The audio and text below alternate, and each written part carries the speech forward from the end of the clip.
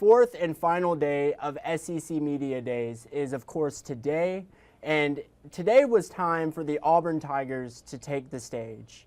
And today I am joined with 48 Sports Director Carl Prather, who has been at SEC Media Days in downtown Dallas all week. Carl, thank you for joining. Today you listened in to Coach Freeze, who's beginning his second season spearheading the Auburn Tigers. What are some key takeaways from your first look into the team this year? Yeah, good afternoon, AJ. Good afternoon, North Alabama and the Tennessee Valley, and where you are watching across the country. He literally, ironically enough, just finished making the media rounds. Auburn, the second to last team of the day that met with the media. He was joined by his fellow players, Kildrick Falk on the defensive line, Eugene Asante, the do-it-all linebacker, and, of course, his starting quarterback and second-year starter, Peyton Thorne. Back to your question, AJ. Hugh seems very excited about what he has on paper. And the reason why I say on paper is because relative to last season, when you had a little bit of a mixed bag, maybe some holdovers from the previous regime under Brian Harsin, and then some of the transfers that he was able to bring in, I think this year he has tackled the transfer portal, but he's also recruited at a very high level in just less than 15 months on the job.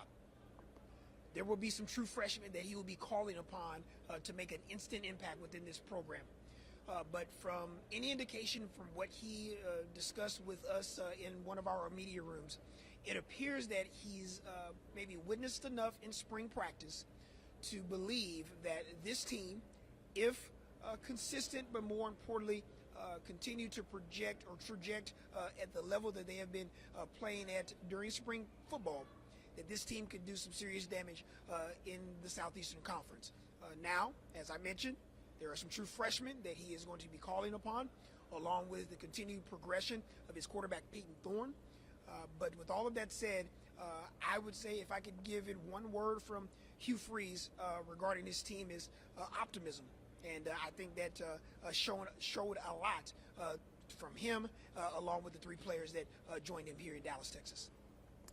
Definitely a lot to be optimistic about for sure. Out of the three players you listened to, you mentioned Thorne, Asante, and Falk. Out of those three, who or what really surprised you the most today? Nothing really surprised me, to be brutally honest, AJ. I'll tell you, Mr. Energy himself, and they call him Mr. Let's Work, is Eugene Asante. He is instant energy for this program, for Auburn fans and fans of college football in the Southeastern Conference that had an opportunity to watch Auburn from afar, up close and personal inside Jordan Hare Stadium. You knew that Eugene was always going to bring the energy. His teammates knew that he was going to bring the energy, and he brought the energy even in the media room. He was screaming, "Let's work," to end his media scrum with us. Kind of woke everyone up as we kind of continue to trudge through what's been a long week here in Dallas, Texas. But Eugene was awesome with his energy, his enthusiasm. Peyton Thorne, on the other hand, quiet confidence. You could see the quiet swagger that he had within his demeanor as he met with the media today. You have to remember, Peyton Thorne came to Auburn from Michigan State via the transfer portal midway through last summer. So along with Hugh Freeze, huge transition for him. Also trying to dissect and understand what Hugh Freeze was wanting to try to accomplish as a play caller. You give Peyton Thorne a full season, full off-season, full spring to work within this offensive system, understanding more of what Hugh Freeze is looking to try to do as far as manipulating defenses, stretching respective defenses that they play on the perimeter, and it really will hopefully show for Peyton, and it looked like that was the case listening to him today. I think he's just way more comfortable in his setting surrounding, and more importantly, the playbook as they prepare for the upcoming 2024 season. Very nice. Also, Carl, could you talk a little bit about that kicker? Obviously, Alex McPherson, the Fort Payne native, who is actually battling a health issue right now. But what did Coach Freeze have to say about him today? Yeah, great question, AJ. Alex, for all of our North Alabama high school football fans, have grown to love him and his brother Evan, who now plays for the Cincinnati Bengals, and then his other brother who actually played at Louisiana Tech as a kicker. All of them from Fort Payne High School, so from North Alabama. But yeah, let's just think about this. Alex McPherson didn't miss a kick last year at all. Perfect throughout our entire football season. Hugh Freeze spoke glowingly about Alex, and rightfully so, because he arguably is the best kicker and specialist in the Southeastern Conference. You mentioned, for those that may be familiar or not familiar with Alex and his current health right now, battling a health issue. Fingers crossed that he's back healthy with the right treatment to prepare himself for the upcoming season. But make no bones about it, Hugh Freeze literally said, and I quote, "the most accurate kicker I've ever been around." And Hugh Freeze has coached a lot of football within this league, and he's coached a lot of football as a head coach across the country. That is high praise for a specialist, but more importantly, a guy, when it's a tight contest, can get you some points on the board, but more importantly, potentially win some football games for you down the stretch. So fingers crossed, hoping that Alex McPherson returns back to Auburn fully healthy. And if he is fully healthy, what a weapon for Hugh Freeze and company as they enter into the season. Very nice. And Carl, earlier you mentioned that there's a lot of young talent, especially on that Auburn offense. Thorne, he will certainly have a lot of new talent there. Freshman receiver, obviously Cam Coleman and Perry Thompson. And they've also added some more solid, experienced receivers this offseason. Which of the newcomers on the offense this year could you really see being a star for the Tigers? Yeah, another great question, AJ. Listen, all eyes are on Cam Coleman. It's not even close. I just happened to just listen to some of the media questions asked to Coach Freeze and players, including Peyton Thorne. And every single question was asked about Cam Coleman. I will tell you from sources from down in Auburn regarding Cam. Cam enrolled early to the program. So Cam was with this program since December after winning the state championship at Central Phoenix City. He's a real deal. I will tell you that sources also told me that Cam made instant impact day one of spring camp. So a lot is going to be expected of this true freshman. But all indications appear that Cam Coleman is the real deal on the perimeter, a game changer. Peyton Thorne actually mentioned Cam and what he's been able to accomplish during spring. Super athletic, able to stretch the field with his speed, his athleticism with jump 50-50 balls. So you're looking at a guy that many may consider just an instant impact player. I can only go by what I saw in high school and the opportunity to see him up close and personal. He is as talented of a prospect that I've seen in 15 years within this state. And I was able to watch from afar Julio Jones down on the coast. Cam Coleman and Ryan Williams, the five-star freshman from Alabama, are two of the most talented receivers I've ever seen within this state. So high praise for Cam, high praise for what he will be asked to do from day one in an Auburn uniform. We shall just see how that translates on the field as we kind of get in the grind and the meat of the SEC football schedule. Wow, anytime you mention someone in the same conversation as obviously Julio Jones, that is very high praise. I'm certainly looking forward to watching him play this year. But Carl, can you also talk about that Tiger defense as well? Absolutely. I think two guys that are we may not hear a lot about are basically the two guys that were here today. Eugene Asante literally kind of was a do-it-all guy for Auburn. I could totally remember just a handful of games last year that Eugene really just made an impact in the game. Auburn fans can remember the California game out in Berkeley last year where he was everywhere. Just kept Auburn in the football game, arguably the best player on the football field that night. So to be able to have him back for another season, huge for that defense. I think the defensive line is going to be solid. I think Kildrick Falk is another guy that maybe many may not discuss or talk about when it comes to some of the better defensive linemen in the SEC. But I think overall, the front seven is pretty solid. I think their back end has some pieces that are good as well that can help them. I just think that for me, I think the defense is going to be fine.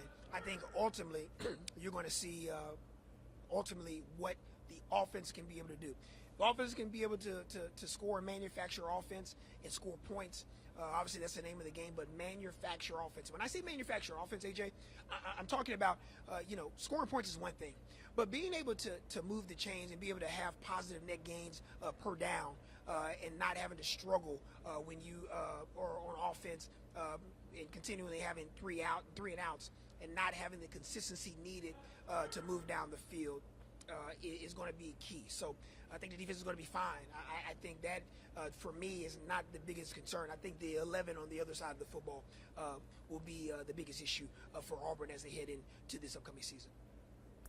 Right. And last year, the Tigers had a rather disappointing finish to the season. I think they were 3-5 in the conference. But it was Freeze's first season, and they have made some adjustments this year, added some key players on the offensive side of the ball.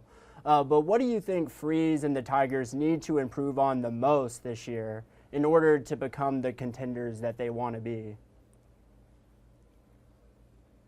Yeah, AJ, I just think it's just finishing games.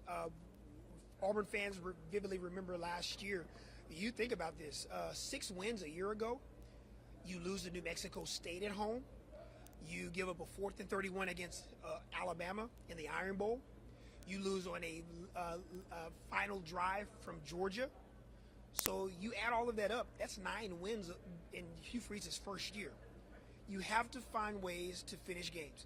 And I don't care if you're a fan of sports, if you're a coach of sports, at the end of the day, coaches will tell you, especially in this game, and especially in the Southeastern Conference, if you are wanting to become one of the upper echelon teams in this league, if you are wanting to contend for Southeastern Conference championships, if you want to compete for college football playoff berths, if you want to win a college football playoff national championship, you will have to finish games. You have to find ways to close deals, not allow teams to quote unquote hang around and finish the drill. And I think that is going to be the major key for Hugh Freeze and company. They have their first 5 games at home, 8 total home games this year. What better way than to get the second year under Hugh Freeze started in a big way than to start the year 5-0 before you make a trip to the Georgia Bulldogs in Game 6 of the year before a bye. So, the key is those first 5, finishing the drill, closing out games. No one is expecting it to be blowout city, Auburn winning over Georgia, or the Alabamas of the world, or the Texas A&Ms of the world. We understand that those are swing games; those can go either way. But you have to take care of the business that you need to take care of when you're playing some of the others. And I think that's going to be key for Hugh Freeze and company. That is not something that you just wake up, roll out of bed, and learn or grab. It's something that you have to learn. And that is going to be a process. The key is to see what is accomplished in fall camp as they head into the first month of the year. We'll see very early what this team is made of and the caliber of, as I like to say, professionalism from college football players on closing out games. If they're able to do that, look for Auburn to start off white hot to start the season. Very true. And not a very easy schedule for them. I know they have to face Alabama on the road. They have to face Georgia on the road. But moving on to some of the other programs you heard from, let's talk about Coach Mark Stoops and those Kentucky Wildcats. What was your impression of them today and just this offseason in general? Yeah, Mark Stoops is a character. He had a lot of one-liners today. He actually just finished up roughly about 25 minutes or so ago to kind of close out SEC Media Days for this season here in Dallas. Listen, for those that are fans of the Southeastern Conference, the last decade plus for Kentucky has been outstanding. Mark Stoops has brought Kentucky into the middle of the pack, the mid part of the SEC relative to the rest of the league, which is saying something when it comes to this entire league. Give credit to Coach Stoops, his staff, but more importantly, being able to transition with a number of coaches leaving over the last handful of years. Lear Cohen no longer there as the offensive coordinator for Kentucky. In comes a new OC. In comes a new quarterback in transfer, Brock Vandergriff, who was a highly touted player for the Georgia Bulldogs before transferring from Kirby Smart's program. They have some really good pieces there across the board. They arguably have two of the best wide receivers in the country in Barryon Brown and Dane Key. Two guys that will be playing on Sundays. So look for Kentucky to be right in the thick of things yet again. Once again, swing games for Kentucky. Are you able to close the deal against the elite teams in the league? The Georgias of the world, the Missouris of the world, the Tennessees of the world. Those types of swing games against some of those upper echelon teams are the difference from you playing on December 31st or playing in a New Year's Six game and or beyond. So I think Mark Stoops, rather, not his brother Bob, as part of the Stoops brothers. I think Mark is eager and willing to want to see what the Kentucky Wildcats have to offer this season, especially with so many new faces and new pieces to this program. Right. Certainly excited to watch them this year. And also Mike Elko, the new Texas A&M head coach. What do you think he will bring to the table for the Aggies this year? I think the first thing anyone that is familiar with Mike Elko needs to understand is pure toughness. Physical, demanding, but demanding in the standpoint of, listen, you put in the work, ultimately the results will follow. Anyone that has followed Mike Elko over the years understand what he's about. He's a defensive guy, true and true. Was a defensive coordinator at Notre Dame before parlaying that into the head coach for the Blue Devils. Had Duke playing at an exceptional level, especially last season. Remember, Duke on the first weekend of the college football season upset Clemson at home in Durham. And then ultimately was on their way to having a monster season. Riley Leonard, their quarterback from Mobile, ended up getting hurt midway through the year, which really hindered things, but their defense was outstanding. And now Elko, now the head man in Texas A&M in College Station. A lot of talent there. Shamar Turner being one of those guys that'll be a highly touted and first-round draft pick for them. A lot of pieces there for Texas A&M in lieu of Jimbo Fisher not being there anymore. Still talent abounds for Texas A&M. They have to start this season off in earnest. What a way to start the college football year. August 31st, College Station at night. The Notre Dame Fighting Irish visit Texas A&M for game one of the Mike Elko era. So what a way to get that era started than by getting a win and kind of parlaying that into a really quick hot start to start the year. But yeah, he's got a lot of talent. He's got a lot of pieces to work with, especially with a defensive-minded coach like Coach Elko is, and we will indeed see if that translates into W's for Texas A&M and eventually down the line a championship program. Whew. You're already making me super excited for the season, that's for sure. I also see on November 30th, the Aggies and, of course, the Texas Longhorns will face off against each other this season, which will rekindle that incredible rivalry between the two Lone Star teams. How much are people actually talking about that right now? A&M and Longhorn fans have been talking about this, and Texas A&M fans really want this game. I think that this will be one of the most fierce, bitter rivalry games of the year. You got to remember, they hadn't played in quite some time. For his college football historians in years past, we understand that Texas A&M and Texas were in the Big 12. Fast forward to Texas A&M making the move and breaking away from the state of Texas to join the Southeastern Conference back in 2012 alongside Missouri. There is some bad blood between both of these two programs. It is bitter. And I think that much like media members asked Steve Sarkisian earlier in the week, along with Coach Elko today, there's no love lost. Both coaches understand what this game and the magnitude of it. There are plenty of games to get to before you get to that point, but make no bones about it. Much like within the Yellowhammer State with Alabama and Auburn. Yes, you have an entire season to deal with before you get to that game, but make no bones about it. That game is circled on Texas A&M's calendar and Texas's calendar and respective schedule as well. It means a lot, and it will be as fierce and as bitter as you could ever imagine between two teams that absolutely despise each other. Woo. Super exciting. And Carl, which of these coaches that you heard from today would you say might be facing the most pressure to maybe win right now? Yeah, it's Sam Pittman for Arkansas. And listen, I don't think you'll ever hear anyone say a bad word about Coach Pittman at all. But he understands it. He mentioned it earlier today with the media. He understands he's on the hot seat. He understands he's at the top of the list. You win 9 games 2 seasons ago. You win 4 this year. The Razorback faithful, a little uneasy, wanting to create a winner, but a sustained winner in Arkansas. There is a lot of storylines regarding this Razorback program in Fayetteville. Former Arkansas head coach Bobby Petrino returns as the offensive coordinator.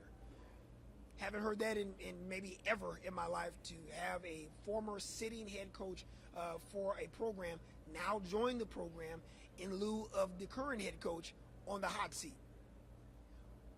Never a dull moment in the Southeastern Conference. It's a walking, talking soap opera from week 0 to the end of the year. So we shall see how they navigate that. Sam Pittman was very complimentary of Bobby Petrino. Listen, he said, hey, I'm going to give all of the reins as far as play calling and what Bobby Petrino wants to do on offense to him. He has free reign. That is his deal. He does what he wants to do. We want to try to be aggressive and try to score points. He's going to leave that side of the football alone. What can you say when you're dealing with a guy that won 10-plus games multiple times at Arkansas before leaving and taking the job for the Atlanta Falcons? So interesting times for Arkansas. A very interesting schedule to start the year for Arkansas as well.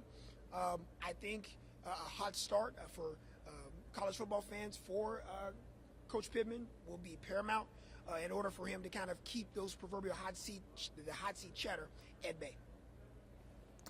And Carl, now that you've spent all 4 days in Dallas at SEC Media Days, can you possibly make a way too early prediction on what you think the 2024 SEC championship might be? You know, that's a great question. You know, we have discussed this. Our amazing videographer, Patrick Akers, who's a diehard college football fan, and our weekend anchor, Cam Durr, were discussing it earlier this week. We've literally probably went through 5 to 6 teams within the league that we believe could potentially reach the SEC championship, but more importantly, reach the college football playoff. Of course, you think about Alabama and what they have returning. You think about a dark horse in Tennessee. You think about the Texas Longhorns.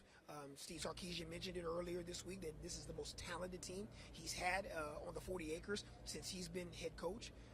Ole Miss with a ton of impact transfers and a team loaded with returnees that have kind of been through the wars of the SEC. And of course, we hadn't even mentioned the Georgia Bulldogs. All they've done in the last 2 years is go undefeated in the regular season. 13-1 a year ago. We don't even talk about it.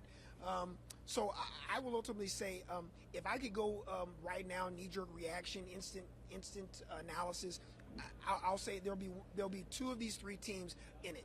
I think it'll be Georgia, Alabama, or Texas in the SEC championship game. Like, I'm going out on a limb. They're just probably the 3 best teams in the league coming into the year. But I think a rotation of one of those 3 teams, and I think one of the teams on the outside looking in it are the Ole Miss Rebels. And I think that the game with Georgia could potentially be a big one. But more importantly, Georgia has to travel to Texas. So I think it'll all play out amongst each other. Remember, for those that are new or familiar to the Southeastern Conference, traditionally there's an Eastern Division, there's a Western Division. We have no divisions this year. So the top 2 teams will make their way to Mercedes-Benz Stadium in Atlanta at the first week of December. Very cool. Well, I'm certainly excited about it. Carl, thank you so much for joining me on Before the 4 today. I greatly appreciate it. And for any of my sports fans that are watching right now, make sure you download the 48 Sports Zone app, and you'll never miss a sports story on that. But Carl, thanks again.